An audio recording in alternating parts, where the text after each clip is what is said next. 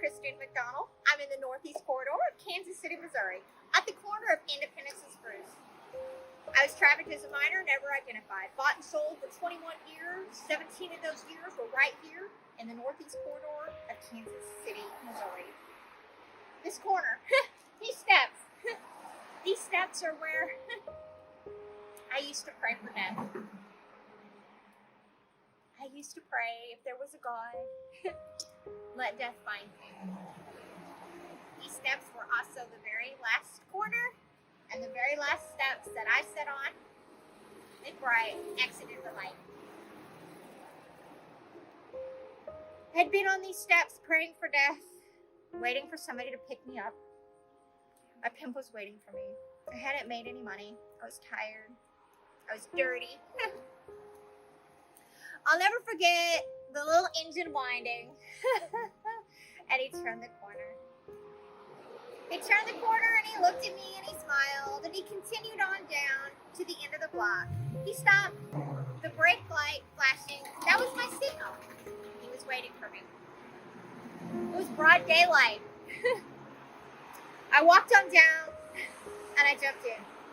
He smiled. I said, hey. And we exchanged pleasantries. He said, I got $50. And I said, bet. Stuffed the money in my sack. We went down by the train tracks and parked. He walked around to my side of the truck. And he grabbed me by my hair and pulled me out of the vehicle. This man grabbed me and beat me like I had never been beaten. And it seemed to go on for hours. He had paid for a blowjob. It seemed like hours had passed. There were several times I remember just nodding in and out. It was still hot outside, and I wasn't always aware of what was happening, as he not only beat me, but raped me repeatedly. At last it was over. He grabbed me by my ponytail, and he held me up on my knees. As he held a gun to my temple and told me how unworthy I was to breathe the same air that he breathed. He told me how awful and despicable I was. I had just hours before prayed for death if there was a merciful God. He held that gun to my temple and said, give me a reason to let you live. Didn't have one. All of my years of exploitation, paid rape, of being insignificant, of being hungry, being tired. I didn't have a reason.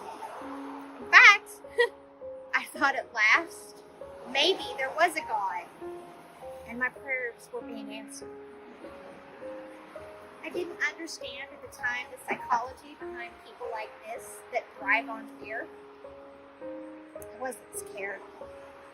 In fact, I closed my eyes and waited. I waited for him to end it all. For at last for me to find freedom from the world of exploitation I had been in. Finally, it seemed like an eternity, and he continued to call me names and spit at me. I finally opened my eyes to see why he hadn't pulled the trigger. And what I realized was, this man was fixing to violate me all over again. You see, I'd never fought back in all the years. I learned early on, if you don't fight back, it won't last as long and it won't hurt as bad. I had so much rage in me. This God I thought had answered my prayers, and I was betrayed once again. One more time, this man was going to put his hands on me. One more time, I was going to be objectified. One more time, I was nothing. I thought about my friends that had been murdered, that nobody cried for. Lives lost and discarded, invisible to the society that evolved around them. And I was full of rage. I don't know where the strength came from, because I clearly had none. But I had an opportunity to seize that gun. And I held it, and I pointed at him, with rage that I've never experienced in my lifetime. I told him to get on his knees. He sobbed. I told him to give me a reason to let him live. I had so much hate for every vile and despicable thing that had happened to me and my friends over the years. All the times nobody cared. All the times nobody saw my pain. All the times nobody interceded. He sobbed. He shared about his wife and his kids, his job. He told me how valuable he was. When I pulled that trigger that day, my intent was to take his life. I believe God interceded in that moment and gave me the strength to not take his life. I emptied the gun into the ground. I threw it as hard as I could. I left him crying.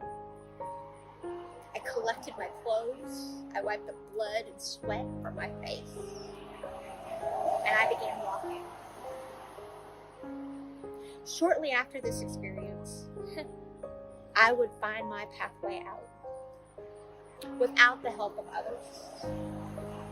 This is what I know. People don't choose this life. People don't choose to be out here. There are many vulnerabilities and complexities that feed into somebody's presence in the world of exploitation. I believe the more we know, the better we can help. I'm Christine McDonald. I'm the author of Cry Purple and The Same Kind of Human.